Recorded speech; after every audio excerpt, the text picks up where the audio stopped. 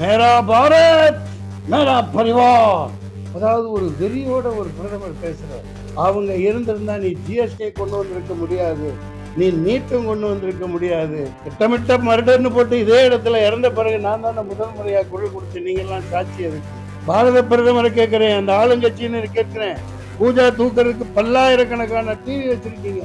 டேய், உன்ன மாதிரி எங்க அப்பா 7.5 கோடி வந்தாலும் என் வளர்ச்சியவோ மக்கள் என் மேல வச்சிருக்கிற அன்போ உங்களால ஒன்றும் பண்ண முடியாது. இல்லை, நான் தலைவன்னு நான் இன்னைக்கு சொல்லிக்கிட்டதே இல்லை. அது எந்த அரசியல் சார்ந்த கட்சின்னு எனக்கு தெரியாது. அவ்வளவு கேவலமா என்ன, நீ எல்லாம் மனுஷனா, இவனுக்கெல்லாம் சீட்டு கொடுக்கலாமா? போயும் இவர் ஒரு ஆள் தான் கிடைச்சதா உனக்கு? நீ அதிமுகனா அவரோட எடப்பாடி பழனிசாமி அவர் கால் தூசிக்கு கூட நீ ஈடு இல்லை. அதனால புரிஞ்சுக்க, உழைச்சி முன்னேறி வந்தவங்க யாரா இருக்கட்டும், இங்கே திமுக இருக்கட்டும் அதிமுக இருக்கட்டும், நாங்கள் பங்காளி சண்டை நாங்கள் பார்த்துக்கிறோம். புரியுதுங்களா? இப்போ இதுலேருந்து என்ன தெரியுதுன்னா, அது யார் நடத்துகிறான்னு தெரியல, தொடர்பு கொள்ள முடியல. பாஜக சார்ந்த ஒரு ஊடகம்னு நினைக்கிறேன். இருந்துட்டு போங்க. இந்த மண்ணுக்கு சம்பந்தம் இல்லாத ஒரு இயக்கத்தை இங்கே வேறு ஒன்றை நாங்கள் விட மாட்டோம். நீ எங்கேருந்து வந்த, உன் பாரம்பரியம் என்ன, இன்னைக்கு சிஏஏன்னு போட்டு குடியுரிமை சட்டம்னு போட்டுட்டு இருக்கீங்களே, உங்கள் குடியுரிமை என்ன? நீங்கள் எங்கேருந்து வந்தீங்க? என் பாட்டை 800 வருஷம் இந்த நாட்டை ஆண்டிருக்கான். இந்த நாட்டு பூர்வ குடிகள் நாங்கள், இஸ்லாமியர்னு சொல்லலை, தாழ்த்தப்பட்டவர்கள், தலித்துகள், இப்படி எத்தனை மக்கள். அதாவது இந்த இடையிலே ஒரு தொலைக்காட்சியில் பார்க்குறேன், சத்தியம்னு நினைக்கிறேன், விளம்பரம் அதிகமாக அதில் தான் இப்போ பிரதமர் மோடி அவர்களது வருது. மேரா பாரத் மேரா பரிவார். அதாவது ஒரு வெறியோட ஒரு பிரதமர் பேசுறார். அதன் பொருள் என் பாரதம் என் குடும்பம். நாங்களும் சொல்றேன், அதே தொலைக்காட்சியில் நீங்க ஒளிபரப்புவீங்க. ஹமாரா பாரத் हमारा भारत हमारा परिवार, हिंदू मुस्लिम सिख ईसाई सब के शान, इंडिया है महान, इंडिया महान, हमारा भारत सबका Bharat, each for all for each, we the people of India. அதுதான் இந்துஸ்தான். இப்போ நீங்க கேள்வி கேளுங்க. கூட்டப்பட்டதின் நோக்கம் அவ்வளவுதான். என்னை கிள்ளுக்கிறியா நினச்சிட்டு இவனுக்கெல்லாம் ஏன்டா சீட்டு கொடுக்காதன்னு அவங்க ஏதோ பண்ண பார்க்குறாங்க. டேய், உன்ன மாதிரி எங்கள் அப்பா 7.5 கோடி வந்தாலும் என் வளர்ச்சியவோ மக்கள் என் மேலே வச்சிருக்கிற அன்போ உங்களால் ஒன்றும் பண்ண முடியாது. நான் சாதாரணமான கிள்ளுக்கீரை ஏதோ எறும்பு மாதிரி நசுக்கிட்டு போனாலெல்லாம் நீங்கள் நினைக்காதீங்க. அது எல்லாத்துக்குமே தெரியும். வெட்ட தலைக்கிறவன் அது ஆமையா, இன்னொரு இயக்கமும் பேசிக்கிட்டு இருக்கு. நாங்கள் கொடுத்த கடிதத்தின் பேரில் நிர்வாகிகள் கொண்டு போய் கொடுத்தாங்க, அதன் பேரில் அழைச்சாங்க. அதுதான் அது. அது உண்மைதான் ஐயா. நாங்கள் ஆரணியிலும் போட்டிடுறோம், இங்கேயும் 5 தொகுதிகளில் போட்டிடலான்னு முடிவு பண்ணியிருக்கோம். அதற்கு வேலைகளை முடுக்கி விட்டுருக்கோம். எங்கள் பொருளாதார சக்திக்கு ஏற்று வேலைகள் நடந்து போய்கிட்டு இருக்கு. இந்த நிலையில் அந்த குறிப்பிட்ட நாள் அவங்க அப்பாயின்மெண்ட் இருந்தது, போய் பார்த்தேன். இல்லை, நான் என்ன அதிமுகவில் நான் எத்தனை வருஷம் வேலை செஞ்சேன்னு அவங்களுக்கு தெரியுமா? எத்தனை போராட்டங்கள் எத்தனை பிரச்சாரங்களில் கலந்துருக்குன்னு அவங்களுக்கு தெரியுமா? அதெல்லாம் அவங்களுக்கு தெரியாது. கிருஷ்ணகிரியில் 92வது பொதுக்கூட்டம் அதிமுக பேசிட்டு இருக்கீங்கள, நான் திமுகவினால் அப்போது கைது செய்யப்பட்டேன். அசோக் குமார்ங்கிற ஒரு நீதிபதியால் அந்த வழக்கில் தான் நான் 11 வருடங்களுக்கு விடுதலை செய்யப்பட்டேன். சரித்திரம்லாம் தெரிஞ்சுக்குங்க. முதல்ல அம்மாவை 99 ஆட்சியில் உட்கார வைக்கிறதுல என்னுடைய ஒரு சிறிய பங்கு இருந்தது. அவங்க மகாராணி மாதிரி, அவங்கள போல ஒரு இரும்பு பெண்மணி உலகத்திலேயே இல்லை. அப்பேற்பட்டவங்களை எப்படி தீர்த்து கட்டினாங்க? யார் தீர்த்து கட்டினா? ஊடகங்கள். நீங்கள் தான் பதில் சொல்லணும். இதே இடத்துல இருந்து காலையில் எழுந்திரிச்சு 5 மணிக்கு வாக்கிங் போவேன். 6 தடவை 7 தடவை அவங்கள பார்க்க அனுமதிக்கலை. யார் தீர்த்து கட்டினா? ஒவ்வொரு நாட்டிலையும் ஒவ்வொரு ஸ்டேட்லேயும் அந்த ஸ்திரத்தன்மையை கொலைய வைக்கிறது. ஒரு முதல்வரை கொலை பண்ணிட்டு அதை சில்லற காசா சிதற தேங்காய சிதற வைக்கிறது, அதன் பயனை அனுபவிக்கிறது, ஓட்டு வாங்காமைய எம்எல்ஏ 100 கோடி கொடுத்து வாங்குறது, இதெல்லாம் யார் செஞ்சிட்டு இருக்கா? அந்த ஜெயலலிதாங்கிற பெண்மணி இருந்திருந்தா, அவங்க இருந்திருந்தா நீ ஜிஎஸ்டி கொண்டு வந்திருக்க முடியாது, நீ நீட்டும் கொண்டு வந்திருக்க முடியாது, இந்த பணச்செல்லாமே கொண்டு வந்திருக்க முடியாது. இது நீங்க ஒத்துக்கிறீங்களா இல்லையா? இது உண்மையா இல்லையா? எல்லா திட்டமிட்ட மர்டர்ன்னு போட்டு இதே இடத்துல இறந்த பிறகு நான் தானே முதல் முறையா குரல் கொடுத்தேன். நீங்கலாம் சாட்சி அதுக்கு. நான் சாதாரணமானவன் கிடையாது. நான் அதுக்கெல்லாம் வழக்கும் போட்டு ஒரே இடத்துல கடிதம் கேட்டு வச்சிருக்கேன் ரெடியா. நீ ஏன் சிசிடிவி எடுத்த? அங்க அவங்க வீட்ல ஏன் எடுத்த? எந்த ஆம்புலன்ஸ்ல கொண்டு போன? எதுக்காக யாரையும் அலோ பண்ணல? சென்ட்ரல்ல இருந்து யார் வந்தா? வந்து அப்பப்ப பார்த்துட்டு போயிட்டு போய் நியூஸ் குடுத்துட்டு கடைசி தீர்த்து கட்டிட்டு போய் யாரு உதவி ஜனாதிபதி பதவி வாங்கினா? எல்லாம் நான் புட்டு புட்டு வைப்பேன். எவனையும் விட மாட்டேன். மேக்கப் போட்டு போயிட்டு அடுத்து ஆட்சி அமைக்க அதிகாரத்துக்கு கேட்கறதுக்காக யார் போய் நின்னா அந்த கவர்னர் ஆ அப்படின்னு மேக்கப்பை பார்த்துட்டு 2 நாள் காய்ச்சல் வந்தாங்கன்னு இதே இடத்துல பேட்டி கொடுத்துருக்கேன். எல்லாம் எடுத்து பாருங்க. எந்த அந்த ஊடகம் என்னை சாதாரண ஒரு எறும்பா நினச்சிக்க வேணாம். இந்த மண்ணின் மைந்தன்னா இந்த நாங்கள் எங்களது இந்திய ஜனநாயக புலிகள் இந்த இயக்கம் பேர் இயக்கமாக உருவெடுக்கும். இந்தியாவை வார்த்தெடுப்போம். நாங்கள் காமராசர் வழியில், கக்கன் வழியில், காந்தியின் வழியில், விவேகானந்தர் வழியில் நாங்கள் பயணிப்போம். வேற எந்தெந்த கட்சிகள்லாம் உங்களோட பேசியிருக்காங்க சார்? பேசுகிறாங்க. அதை உங்களுக்கு சொல்லணும்னு அவசியம் இல்லை. பேசுகிறாங்க, பேசுவோம், வெற்றி பெறுவோம். உங்கள் வேறு ஒரு நபர் தான் கேட்குறாங்க ஐயா. ஆமாம் ஐயா, ஆமாம். இப்போ இந்த அங்கே தான் பயணப்பட்டுக்கிட்டு இருக்கேன், போகிறேன். அதாவது நானும் அரசியலில் ஊறி ஊறி அவர்கள் அழைப்பு எடுத்திருக்காங்க. நானும் சொல்லியிருக்கோம்.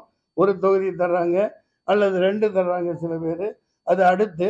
ஆனால் அதுக்காக நான் காத்திருந்தேன்னா காலம் ஓடி போயிடும். அதனால் நாங்கள் போய் எங்கள் பிரச்சாரத்தை தூக்க போகிறோம். ஆமாம். இல்லை இல்லை இல்லை, அது அடுத்து. அது அடுத்து நாங்கள் போய் மக்களை சந்தித்து எங்களுடைய கோரிக்கைகளையும் அங்கே பாலாறு தண்ணி பிரச்சனைகள் இருக்குது. இப்போ போயிட்டு வந்து 2 நாள் பரப்புறாங்க. எல்லாத்தையும் அங்கே உள்ள ஜமாத்தார், மற்ற மக்கள், தலித் மக்கள் எல்லாரையும் சந்தித்த வகையில் காஞ்சி கிடக்குது. அந்த பூமி காஞ்சி கிடக்குது. சுற்றி மலைகள். அதை இயற்கையாக நீர் வர வைக்கணும். 42க்கு 5க்கும் மேலே தடுப்பணைகளை கட்டிட்டாங்களாங்க. அவ்வளவு தடுப்பணைகளை கட்டிட்டா தண்ணி எப்படி இங்கேருந்து வரும்? இது அடுத்த கட்ட போராட்டங்கள். அங்கே காஞ்சி கிடக்கிறதுனால நான் சவாலாக எடுத்துக்கிட்டு அங்கே போய் நிற்கிறேன். அவர்கள் கொடுத்தால் பார்த்துக்கலாம். அடுத்து நாங்கள் வர்க்க போராட்டத்தை முன்னெடுக்கணும். நான் சும்மா இருக்க முடியாது. நான் மக்களுக்கானவன். தேர்தல் முடிவு வரைக்கும் அங்கே இங்கே நாங்கள் பாயலாம், கொள்ளலாம். ஆனால் என்னை அண்டர் எஸ்டிமேட் பண்ணி எந்த ஊடகமும் நினைக்க வேணாம். பார்த்துக்கலாம். ஆமாம் ஐயா, அவர்கள் ஆளுங்கட்சியினர்கள். அவர்களுக்கும் கடிதம் கொடுத்துருந்தோம். இன்று மாலைக்குள் நாளைக்குள் தெரிய வரலாம். எனக்கு அதில் ஆட்சேபனை இல்லை. நாங்கள் எங்கள் உழைப்பை நம்புகிறோம், எங்கள் மக்களை நம்புகிறோம். அதில் நாங்கள் உறுதியாக இருக்கிறோம். ஆமாம். இம்முறையும் அவர்கள் தான் நிற்பதாக செய்தி கேட்கிறேன். அதை பற்றி நாங்கள் கவலை இல்லை. அவர்களெல்லாம் ஆண்ட பெரும் மக்கள், ஆண்டு கொண்டிருப்பவர்கள், மிகப்பெரிய மகா அஜானுபாகுவானவர்கள். நாங்கள் எளிமையானவர்கள். எளிமையான ஏழைவாளிகளின் குரலாக பாராளுமன்றத்திலே சென்று எங்களுடைய புகழையும் உரிமைகளையும் நிலைநாட்டுவோம். அதற்கான போராட்டமே என்னுடையது.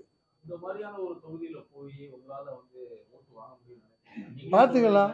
ஆமாம் ஆமாம் ஆமாம். அப்படி காந்திஜி நினச்சிருந்தாக்க சுதந்திரம் வாங்கியிருக்க முடியாது தானே. அண்ணா நினச்சிருந்தா இவ்வளோ பெரிய சாதனையை பண்ணியிருக்க மாட்டார் தானே. அவங்களுக்கு இப்போ அண்ணா பெரியார் போட்ட இயக்கங்கள் இருக்குது. அவங்க பேரை வச்சுட்டு வந்துட்டாங்க. இன்றைக்கி ஆண்டுகிட்டு இருக்காங்க. நான் அதை உடச்சி நாளைக்கு சொல்லுவேன், மக்கள்கிட்ட எடுத்து இயம்புவேன் இல்லையா. மிகப்பெரிய ஆபத்தான ஒரு இதில் இருக்குது. நீங்கள் இவ்வளோ விவரமாக என்னை கேள்வி கேட்குறவங்க இந்த ஓட்டு மிஷினை வந்து ஒலி இதை கொண்டு வராதுன்னு ஏன் யாருமே சொல்ல மாட்டேங்கிறீங்க? யாருமே ஏன் வாய் திறக்க மாட்டேங்கிறீங்க? இதை எத்தனை பேர் அப்போ ஊடகங்கள் ஆளுங்கட்சிக்கு ஆதரவானதாகவும் என்ன சொல்கிறது, ஏன் அப்படி வாய்மூடி மௌனியாக இருக்கீங்க? ஐயா, ஒரு இது வந்தால் தானாக முன் வந்து சோமோட்டோ வழக்கு போடுறாங்க அமைச்சர் மேலே. மக்கள் போராடுறாங்க. தொடர்ந்து அந்த மெஷினை வச்சு ஏமாற்றி ஆட்சியில் உட்கார்ந்துருக்கிறவன் 1ஆம் நம்பர் ஏமாத்துக்காரன், 1ஆம் நம்பர் அயோக்கியன். உண்மைதானே? நீங்கள் மக்கள் ஒன்றும் இல்லைவா பேப்பரில் நடத்து, நாளைக்கே நடத்தி பாரு. அப்போ இவ்வளோ அடக்குமுறைகள் இருக்குமா? ஒவ்வொருத்தன் காலில் விழுந்து கெஞ்சி கும்பிட்டு ஓட்டு கேட்பீங்கல்ல, ஒரு காலில் விழுவீங்கல்ல. இல்லை அப்போ ஏன் எல்லாம் வாய் முடிக்கிறீங்க நீங்கள்? இன்றும் நான் கேட்கிறேன், இன்னைக்கு வரைக்கும் போராடிட்டு தான் இருக்கேன். ஓட்டு மெஷின் ஒரு டுபாக்கூர் ஏமாற்று வேலை 420 அதை எடுத்துட்டு வாக்குச்சீட்டில் தேர்தல் நடத்துன்னு போராடுறோம். எந்த நீதிபதி காதிலும் விழமாட்டேங்கிறது. இவர் சொன்னார் என்னோட சாதனை என்னன்னு. 4 வருஷம் முன்னாடி 5 லட்ச ரூபா செலவழித்து பல தடவை ஃப்ளைட்டுக்கு போயிட்டு வந்து டெல்லியில் நான் 14% அப்பியர் ஆகி ஆஜரானேன். இந்த ஓட்டு மெஷினை ஒழுங்கன்ட்டு. இங்கே போகிறான்னு நீ அங்கே போனாங்க, அங்கே போனேன், தொடர்ந்து போனேன். 2 நிமிஷம் எழுதி வச்சுருந்தேன். நான் அப்பியர் ஆனேன். சீஃப் ஜஸ்டிஸ் இருந்தார், பேர் மறந்துட்டேன். 2 நிமிஷம் கேட்டார், டிஸ்மிஸ் அப்படின்ட்டார். 2 பக்கம் பேசிக்கிட்டே இருந்தேன். 2 பக்கம் தூக்கிட்டு போக ஆள் வந்துட்டாங்க. வெளியில் வந்து என்னங்க இதுன்னா, சார் நீங்கள் தான் இந்த கோர்ட்டில் அதிக நேரம் பேசியிருக்கீங்க, இந்த மாதிரி ஆயிரக்கணக்கான கேஸ் இருக்குது, அவங்க ஏன் கண்டுக்கவே மாட்டேங்கிறாங்க சார். அப்புறம் என்ன, நீதிமன்றம் தானே இறுதி. நீதிமன்றமே இப்போ பாரு, இந்த நீதிபதி அவராக ராஜினாமா பண்ணிட்டு போயிட்டார். ஏன் போனார்? 1000 கேள்விகள் இருக்குது. இங்கே எல்லாத்தையும் சொல்ல மாட்டேன். நான் அங்கே மைக்கை பிடிச்சி என்னோட வாழை சொல்லட்டுவேன். வந்துருங்க. வேறு ஏதாவது? காரணம் என்ன? இப்பதானே சொன்னேன். யார் அது? யார் அந்த இரும்பு பெண்மணியை தீர்த்து கட்டினது? அது பச்சை படுகொலை தானே? யதார்த்தமான மரணமா? யதார்த்தமான மரணமா கேட்குறேன். இன்னைக்கு இவ்வளோ ஜிஎஸ்டி, இவ்வளோ கொடுமை, இவ்வளோ எல்லாத்தையும் போட்டு வாட்டி வதக்கி மக்களை ஏழையா நாசம் பண்ணிட்டாலும் இவங்க எல்லாருக்குமே தெரியும், ஒரே ஒரு ஆறுதலா என்ன இருக்கு? அம்மா உணவகங்கள், அந்த மகாராணி போட்டு போனது. இன்னைக்கு மக்களுக்கு அதுதான் ஆறுதலா இருக்கு. அந்த இரும்பு பெண்மணியின் ஆட்சியை நான் இந்தியா முழுக்க கொண்டு வருவேன். இதை ஒரு சவாலாக நான் சொல்கிறேன். சமத்துவம் மிக்க ஒரு ஆட்சியாக அமைய நான் பாடுபடுவேன். எவனா இருந்தாலும் சரி, பார்த்துக்கலாம். மேரா பாரத் மேரா பரிவார் நை, ஹமாரா பாரத் ஹமாரா பரிவார். 40 வருஷமா அரசியல் இருக்கேன்னு சொல்றீங்க. ஒரு தலைவரா வந்து மன்சூர் அலிகான் வந்து மத்தியில போய் சேர்ந்திருக்காரா? தேவையில்லை. நான் தலைவன்னு நான் என்னைக்கு சொல்லிக்கிட்டதே இல்லை. நான் எளிமையானவனை வாழத்தான் விரும்புகிறேன். சாதாரணமாக கடலை வாங்கி தின்னுக்கிட்டு ரோட்டோரம் நடந்து போவேன். எனக்கு எந்த பாதுகாப்போ இதுவோ எனக்கு தேவையில்லை. நீங்கள் அதை விளம்பரங்கள்னு சொன்னால், விளம்பரங்கள் இன்னைக்கு ஒரு பிரதமராக இருக்கிறவர் எத்தனை லட்சம் கோடிக்கு பத்திரிகைகளுக்கு கைவிட்டு தான் அது. எந்த டிவியை திறந்தாலும் விளம்பரம். நீ ஒழுங்கு வெங்காயமாக நாட்டு ஆண்டேன்னா உனக்கு எதுக்குடா விளம்பரம்? எதுக்கு விளம்பரம்? பாரத பிரதமரை கேட்கிறேன், அந்த ஆளுங்கட்சின்னு கேட்கிறேன். பூஜா தூக்கிறதுக்கு பல்லாயிரக்கணக்கான டிவி வச்சிருக்கீங்க.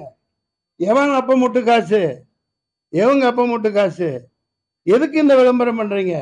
நீ ஒழுங்கு வெங்காயமா ஆட்சி ஆண்டாக்க அங்க இருந்து ஓட்டு போடுங்கன்னா போட போறாங்க. காகிதம் இல்லை படுத்துக்கிட்டு கேரளாவில் எம்பியா ஜெயிக்கலையா? பசுமன் முத்துராமலிங்க ஜெயிக்கலையா? எம்ஜிஆர் ஜெயிக்கலையா? வாருங்கள் ஐயா, இங்க உட்காருங்க. செல்லப்பாண்டியன் அவர்களே, செல்லப்பாண்டியன் எனது கொள்கை பரப்பின் மாவீரர். ஆமாம்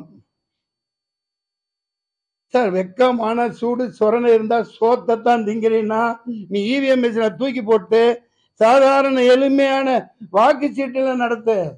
எதுக்கு மெஷினு? யாருக்கு வேணும் மெஷினு? 6.5 லட்சம் 6.5 லட்சம் 1 2 இல்லை. இங்க பார், 6.5 லட்சம் மெஷினு ரிப்பேரா போச்சான். ஏண்டா அங்க ஒப்பம் தன்னான? அடே, 6.5 லட்சம் மெஷின் ரிப்பேரா போகுதுன்னா நீ என்னடா அவுத்துக்கிட்டு என்ன மயிருக்கடா அந்த மெஷினை வாங்குற?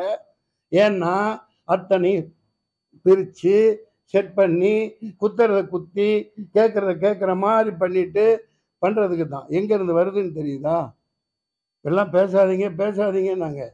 அந்த மிஷினை எங்கே பதுக்கி வச்சுருக்காங்கன்னு தெரியுதா? எங்கே எடுத்துகிட்டு போகிறாங்கன்னு தெரியுதா? 20 லட்சம் மிஷின் அச்சடித்து வச்சுருக்கான், வெளியில் இருக்குங்கிறான். இந்த ஊடகங்கள் என்ன கேள்வி கேட்குறவங்க மாதிரி நிற்க வச்சு நாளைக்கு வராரு கேளுங்களேன். கையை ஆட்டிக்கிட்டு வராருல்ல, சொல்லுங்க ஐயா, உங்களுக்கு பதில் கிடைத்து விட்டதா? இல்லை, 40 வருஷமா இருக்கீங்களே, உன்னை வந்து தலைவனா யாரும் நினைக்கலையே, அதானே கேட்குறீங்க. நான் பெரியார் அல்ல, அண்ணா அல்ல. அவங்க அன்னைக்கு அவ்வளோ உழைச்சி களைச்சி, என்னோட உழைப்புலாம் ஒன்றும் இல்லை. அறிஞர் அண்ணா அவ்வளோ எளிமையாக வாழ்ந்தார். பெரியார் அவ்வளோ எளிமையாக வாழ்ந்தார். தேர்தல் வேணாம் அப்படின்னார். ஆனால் அவர் பேரை சொல்லிக்கிட்டு இன்னைக்கு ஆட்சி ஆள்றவங்க அவர் வழியில் எளிமையாக இருக்கிறார்களா? எல்லோருக்கும் பதவிகளையும் பொறுப்புகளையும் உரிமைகளையும் பிரித்து கொடுத்துருக்காங்களா அப்படிங்கிறத நான் பிரித்து பேசுவேன். இல்லை, வெற்றி பெற முடியாத பட்சத்தில் என்ன பேச்சுக்கெல்லாம் இடமில்லை. இது வெற்றி வரும் போகும்.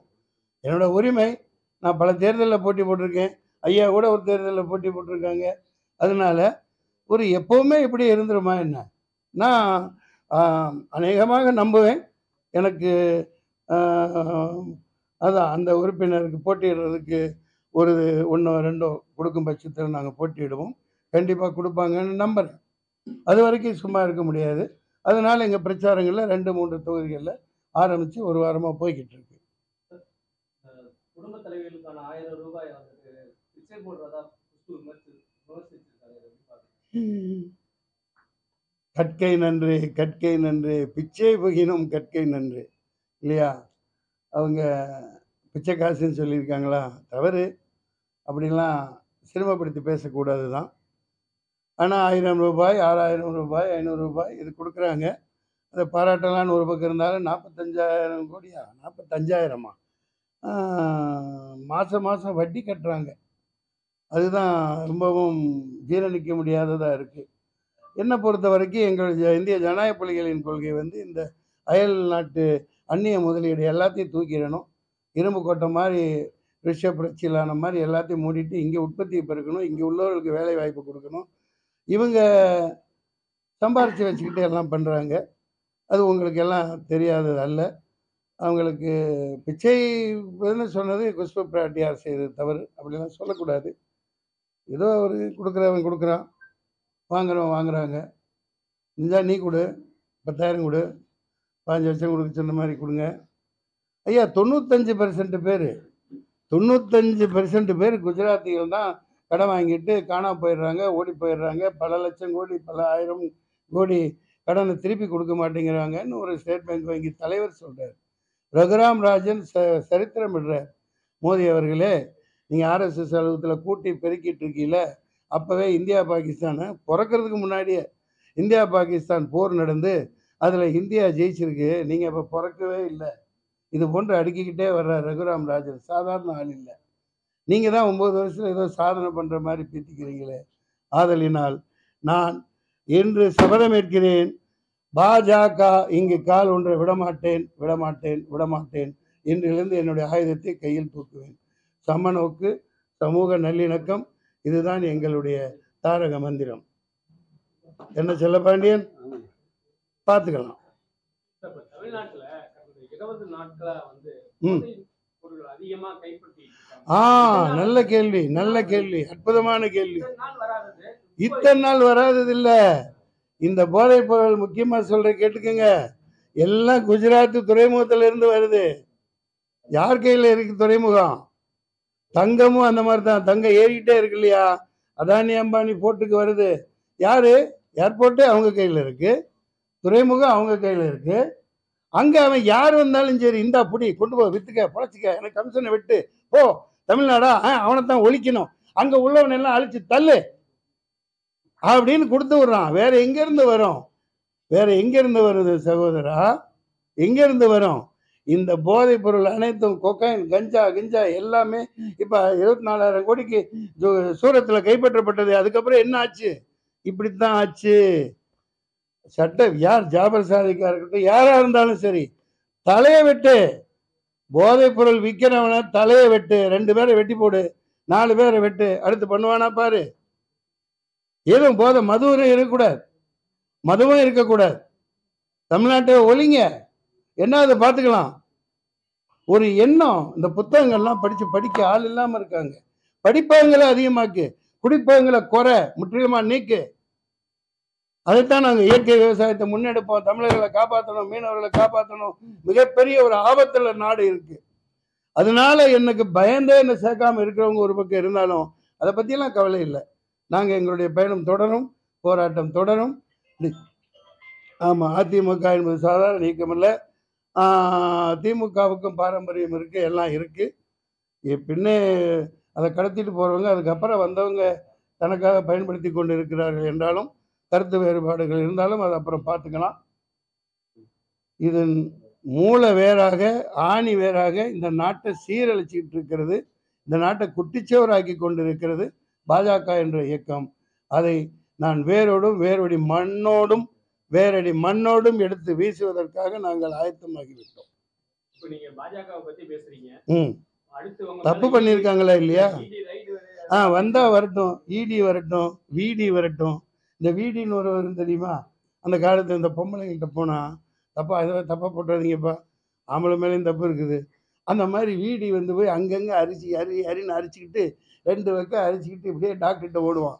அவர் அது என்னமோ சேவபால், என்னது சைபால், அது ஒரு டப்பியை வாங்கி யூஸ் பண்ணுறவன் இருக்கான். அந்த கையிலேயே போட்டு பரோட்டா மாஸ்டர் கார் ஓட்டு போடுவான். அந்த மாதிரி பல இதுக்கு அந்த காலத்தில் வீடி வந்தது, இந்த காலத்தில் ஈடி வருது. அதே அவர்கள் ஆயுதத்தில் ஒன்று. என் ஆஃபீஸுக்கு வந்தால் என் கக்கூசு பாத்ரூம்லாம் க்ளீன் பண்ணிட்டு தான் போகணும். ஏன்னா என் ஆஃபீஸு 20 வருஷமாக எப்படி இருக்குன்னு உங்களுக்கு தெரியும். நான் என்ன நிலையில் இருக்கேன்னு தெரியும். சம்பாரிச்சதெல்லாம் கஷ்டப்பட்டு சம்பாரிச்சது. ஐடி வரணும். வந்தால் எனக்கு அடையப்பா ஞாபகப்படுத்துகிறேன், 4 கோடி நாசமாக போச்சுப்பா. நல்ல படம் நான் எடுத்து தயாரித்த அற்புதமான அருமையான படம் இந்த சரக்கு தான். அதை இவர்கள் வெளியிட விடாமல் தடுத்து விட்டார்கள். பார்த்துக்கலாம், எல்லாருக்கும் வழி இருக்குது. அதனால் இடி சொன்னீங்க இல்லையா, என்னமோ சொல்லிக்கிட்டு இருந்தேன்.